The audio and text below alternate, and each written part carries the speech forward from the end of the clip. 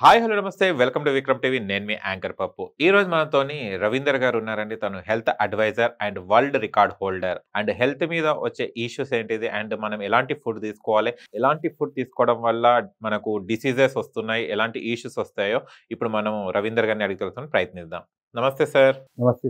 ఎలా ఉన్నారు? బాగున్నాను సార్. ఓకే. అండ్ చాలా వరకు చూస్తే గనక లేడీస్ ప్రెగ్నెన్సీ కన్ఫర్మ్ అయింది అనగానే రెస్ట్ తీసుకోవడం స్టార్ట్ చేస్తారు. కానీ మీ వైఫ్ 40 years లో ప్రెగ్నెన్సీ వచ్చిన తర్వాత కూడా 9 months కి 5 km రన్నింగ్ చేయడం జరిగింది. రికార్డ్ సృష్టించడం జరిగింది. Yes, sir. ఇది ఎలా పాసిబుల్ అయింది సార్? అసలు ఈ నిర్ణయం ఎందుకు తీసుకున్నారు మీరు? యాక్చువల్లీ మా మిసెస్ 40 ఏజ్లో ఉన్నప్పుడు ప్రెగ్నెన్సీ కన్సీవ్ అయింది. ఓకే. అప్పుడు మేము హాస్పిటల్ వెళ్తే స్కానింగ్ చేశారు. స్కాన్ చేసిన తర్వాత స్కానింగ్ రిపోర్ట్ ప్రకారంగా మేడంకు కుట్టేయాల్సి ఉంటుంది, బెడ్ రెస్ట్ తీసుకోవాల్సి ఉంటుంది అని చెప్పారు. నాకేంటంటే మెడిసిన్స్ వాడకుండా చూడండి అని చెప్పాను. లేదంటే కొంచెం మెడిసిన్ సరిపోతే ఎక్కువ ఉండేదని చెప్పారు. తర్వాత అనెస్థియా డాక్టర్ వాళ్ళందరూ వచ్చారు. ఆ తర్వాత ఒక స్ట్రీట్ మీద మందులు ఇచ్చారండి మెడిసిన్స్. తీసుకెళ్ళి మెడికల్ షాప్ వెళ్తే అతను ఒక కాటన్ డబ్బా నింపారు. ఏ సార్ మేము వద్దండి అని చెప్పాను. మేడం కూడా వెళ్ళి మేడం నేను తీసుకోను అంటే పిచ్చోడే అయ్యింది అన్నాడు. మేడం మాకు మెడిసిన్స్ వద్దని చెప్పారు, మీ 1-2 అంటే సరే అనుకున్నాం, కానీ మేము మెడిసిన్స్ వాడడం మాకు ఇష్టం లేదు మేడం అంటే. నువ్వు డాక్టర్ అన్నాడు. మేడం ఆర్గ్యుమెంట్ వద్దు, మేము మీకు కావాలంటే ఏ విధమైన నేను రాసిస్తాను రిటర్న్లో, ఏ ప్రాబ్లం ఉన్నా మాది రెస్పాన్సిబిలిటీ, కానీ మేము మెడిసిన్స్ వాడకూడదనే ఉద్దేశంతోనే అది మీ ఇష్టం ఉన్నది. వెళ్ళిపోయిన తర్వాత అప్పుడు 5 months ఫస్ట్ క్యారియర్. ఆ తర్వాత అసలు మానవునికి ఎందుకు ఈ ప్రాబ్లమ్స్ వస్తున్నాయి, ప్రపంచంలో ఎన్ని జీవరాశులు ఉన్నాయి, దేనికి ఇంత ప్రాబ్లం లేదే అనే ఉద్దేశంతో నేను అసలు ఏ ఫుడ్ తీసుకోవాలి, ఏ ఫుడ్ తీసుకోకూడదు అని దాని మీద నేను రీసెర్చ్ చేశాను. దాని మీద నాకు తగిన ఆన్సర్ ఏం దొరికిందంటే నేచర్ ఏ ఫుడ్ ఇస్తుందో అదే ఫుడ్ తీసుకోవాలి. ఉదాహరణకు ఫ్రూట్స్ ఎక్కువ తీసుకోవాలి. సరే దీని మీద నేను ఫుడ్ తినిపించడం స్టార్ట్ చేశాను. మెల్లమెల్లగా వాక్ చేయించాను. అంటే ఫస్ట్ 2 months భయపడలేదు లేదండి మా మిస్సెస్. నాకు కూడా కొద్దిగా భయమైంది. ఎందుకంటే డాక్టర్స్ రిపోర్ట్ కరెక్ట్, అక్కడ తప్పేం లేదు రిపోర్ట్స్ వాళ్ళు. ఓన్లీ మెడిసిన్స్ వాడకూడదన్న ఉద్దేశంతో నేచురల్ ఫుడ్ ఇచ్చుకుంటూ ఆమెను మెల్లమెల్లగా 8 months 9 months వాకింగ్ చేయించాను. కొద్దిగా స్పీడ్ వాక్ చేయించాను. నాకు బాగుంది. తర్వాత మెల్లమెల్లగా రన్ చేయించాను. అప్పుడు 9 months కూడా నేను రన్ ఒక 1 kilometer 2 kilometer చేయించాను. ఆ తర్వాత నార్మల్ డెలివరీ అయిపోయింది వితౌట్ మెడిసిన్స్. ఓన్లీ టీటీ మాత్రం ఇచ్చాను. ఓకే. అది కూడా నేను ఇచ్చాను. నాకు కొద్దిగా అనుభవం ఉంది. అంత మించి వితౌట్ మెడిసిన్ అమ్మాయి హ్యాపీగా ఆరోగ్యంగా నార్మల్ డెలివరీ అయిందండి. సెకండ్ టైం 42 ఏజ్లో. ఓకే. అది అనుభవం వచ్చేసింది కదా. 42 ఏజ్లో ఏకంగా వరల్డ్ రికార్డ్ చేయించాను. యాక్చువల్లీ ఏమి హౌస్ వైఫ్, స్పోర్ట్స్ పర్సన్ కాదు. ఓకే. అది కూడా 30 నిమిషాలు 20 సెకండ్ల లోపల పైకెరాను. Just 1 week delivery. నేను ఒక 2 ప్రపంచ రికార్డు కూడా చేయడం జరిగింది. మంది ఎండలు చేశాను. ఆ తర్వాత మంచు గడ్డలు కూడా ఎండ వాతావరణంలో, ఇటు చలి వాతావరణంలో చేయడం జరిగింది. ఓకే.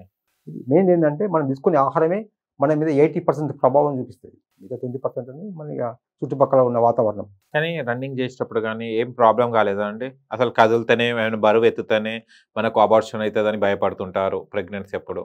ఏం కాలేదా? ఎస్ చెప్పింది కరెక్టే. అందుకే చాలా మటుకు వీళ్ళు తీసుకున్న ఆహారానికి అది కరెక్ట్, మేము తీసుకున్న ఆహారానికి ఇది కరెక్ట్. అచ్చా. ఏం ఆహారాలు తీసుకున్నారు సార్? ప్రత్యేకంగా మీరు ఏం పాటించారు? ఉదాహరణకు ఎక్కువ ఫ్రూట్ తీసుకున్నామండి. పళ్ళు.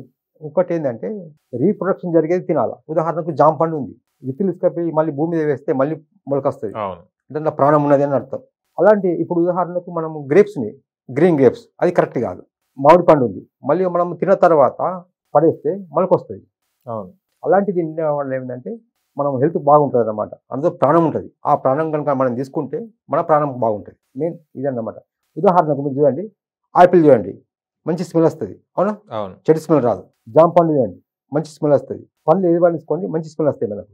అది బీరకాయ సోరకాయ తీసుకున్నారు, మంచి రాదు, చెడు రాదు, పక్కన ఎలా అంటే రాదు. అది మీరు చికెన్ కానీ ఎగ్స్ కానీ తీసుకున్నారు అనుకోండి, పచ్చి స్మెల్ చెడు వస్తుంది. సో అప్పుడు అది కరెక్ట్ కాదన్నమాట. వండుకున్న తర్వాత మంచిది రావడం కరెక్ట్ కాదు. పచ్చిదే మనకు సూటబుల్ కావాలి, వాసన, అది కరెక్ట్ అన్నమాట. ఉదాహరణకు ఇప్పుడు మీరు ఎగ్ ఉన్నది, ఎగ్ కింద పడిపోయింది, బ్యాడ్ స్మెల్ వస్తుందా, మంచి స్మెల్ వస్తుందా? Bad smell. అంతే కదా. దాన్ని తీసుకెళ్ళి మీరు పేన మీద వేయండి, కొద్దిగా ఆయిల్ వేసేసి, మొత్తం రివర్స్ అయిపోతుంది వాసన. తినకూడని దాన్ని మనం తినాలనిపించేలా చేస్తుంది.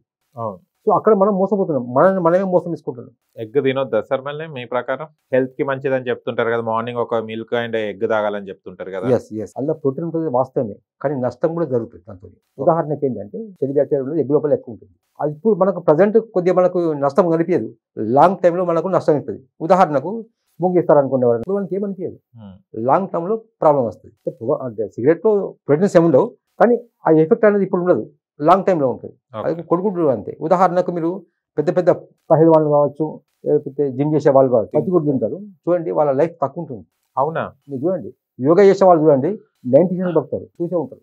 అవును 90 ఇయర్స్ 85 90 వాళ్ళు ఉంటారు. కానీ మీరు జిమ్ చేసే వాళ్ళు కానీ ఎవరైనా చూడండి ఇంత ఉండదండి. Like- 70 అంత ఉండదు. 90 ఇయర్స్ అన్నది ఉండదు. మీరు కావాలని చూడండి. అంత మీకు ఇంకో చిన్న ఎగ్జాంపుల్ చెప్తాను. మన COVID-19లో మిస్టర్ ఇండియా అతని పేరు జగదీష్. ఓకే మిస్టర్ ఇండియా అంటే కండోలు గిండలు ఉంటుంది. 32 ఇయర్స్ 32 సంవత్సరాల వయసు కరోనాతో చనిపోయాడు. ఏ యోగా వాళ్ళు చనిపోలేదండి. మీరు ఎక్కడ చూడండి యోగా మాస్టర్ కరోనాతో కానీ ఇంకా దేంతో చనిపోయాడు చూడండి లేదు. అంటే సింపుల్ మనం తీసుకున్న ఆహారమే మనం చేస్తుందండి. అట్లా అనుకుంటే రామూర్తి నాయుడు మన ఆంధ్రలో ఉండే అసలు జీవనం లేనప్పుడు అతను పెద్ద పహల్వాన్ అన్నమాట. అతను బ్రిటిష్ కాలంలోనే అతను రైలు ఆపే శక్తి అతనికి ఉండే. కోరు రామూర్తి నాయుడు అని వెజిటేరియనే కానీ ఎక్కువ ప్రోటీన్స్ ఉన్న ఆహారం తీసుకోవడం వల్ల ఆయన జస్ట్ 55 సంవత్సరాలు చనిపోయింది. కోరు రామూర్తి నాయుడు ఆయన హెర్క్యులస్ ఆఫ్ ఇండియా అని కూడా ఆయన పిలిచేది. బ్రిటిష్ వాళ్ళు అతన్ని సత్కరించింది బ్రిటిష్ గవర్నమెంట్. అంటే మళ్ళీ ఇప్పుడు మీ ప్రకారం ఇప్పుడు గుడ్లు తినొద్దు సార్, ఇప్పుడు తింటే లాభాలని అంటారు, ఇప్పుడేమో దాని నష్టం గురించి చెప్పడం జరిగింది. లాభం కొంచెం ఉంటుంది కానీ లాంగ్ టైంలో నష్టం ఉంటుంది. ఉదాహరణకు మీకు చిన్న ఎగ్జాంపుల్ చెప్తా. మన వాసనకు మనం యాక్సెప్ట్ చేయట్లేదు మన బాడీ, దాన్ని మనం మోసం చేసి తింటున్నాం. అంటే మనల్ని మనం మోసం చేసుకొని తింటున్నాం. ఇప్పుడు మనం టెంపరీగా లాభం తీసుకునేది కాదు, లాంగ్ టైం తీసుకోవాల్సి ఉంటుంది. ఇంకొకటి దాంట్లో ప్రాణం అనేది ఉండదు. ఇప్పుడున్న ఎగ్స్లో నాటుకోడి నో ప్రాబ్లం, అందులో ప్రాణం ఉంటుంది, లైవ్ ఉంటుంది, అది కరెక్ట్. అంటే మనం తింటే నాటుకోడి ఎగ్గే తినాలా? ఎగ్ ఫస్ట్ ఎగ్గే వద్దంటాను. ఎందుకంటే ఉదాహరణకు మీకు చిన్న ఎగ్జాంపుల్ చెప్తా. మన తెలంగాణలో కావచ్చు, ఆంధ్రలో కావచ్చు, నీచ్ కూర అనేవాళ్ళు ఒకప్పుడు. నాన్ వెజ్ను మీకు తెలిసి ఉంటుంది నీచ్ కూర అనేది. దాని మీనింగ్ ఏంటంటే నీచ్ కాదు, నీచ్ అంటే తినకూడదని మన పూర్వీకులు ఎప్పుడో చెప్పారు.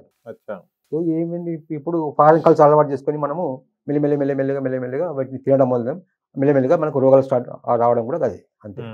ఓకే, గుడ్డు తినడం వల్ల ఆరోగ్యానికి మంచిది. అంతే మంచిగా ప్రోటీన్స్ మన మామూలుగా నీకు సోయాలో ఉన్నవి, వెజిటేబుల్స్లో ఉన్నవి, ఫ్రూట్స్లో ఉన్నవి, అది సరిపోతుందండి. తీసుకున్న అంత అవసరం లేదు. అంటే ఇప్పుడు ఎగ్గులు తిని అసలు మీరు ఎప్పుడు అబ్జర్వ్ చేసేస్తారు ఎగ్స్ తింటే ఇలా అవుతుంది అని? మీరు ఎలా రీసెర్చ్ చేశారు దీని మీద? మానవుడు ఏ ఫుడ్ తీసుకోవాలా? ఈ ప్రపంచంలో ఈ భూమి మీద ఉన్న ఎన్నో కోటాను కోట్ల జంతువులు ఉన్నాయి, దేనికి డిసీజ్ లేవండి. అంటే వైల్డ్ యానిమల్స్, మానవుడు చదువుకున్న వాటికి మాత్రం కొంచెం డిసీజ్ వస్తున్నాయి. అంటే కుక్క కావచ్చు, మేక కావచ్చు, అవి మనం ఫీడ్ చేస్తుంటాయి. కానీ వైల్డ్ యానిమల్స్కు దేనికి కూడా డిసీజ్ లేదండి, రోగాలు లేవు. ఎందుకన్న కోణంలో నేను ఆలోచించాను. ఇప్పుడు చూడండి, మేక తినే ముందు వాసన స్మెల్ ఇస్తుంది. మేక కావచ్చు, ఆవు కావచ్చు, ఏదైనా కావచ్చు. మానవుడు ఏం చేస్తాడంటే డైరెక్ట్ స్మెల్ కాకుండా ఇప్పుడు ఉదాహరణకు చెప్పినట్టు కోడిగుడ్డు ఉంది, అది స్మెల్ బ్యాడ్ వస్తుంది కదా.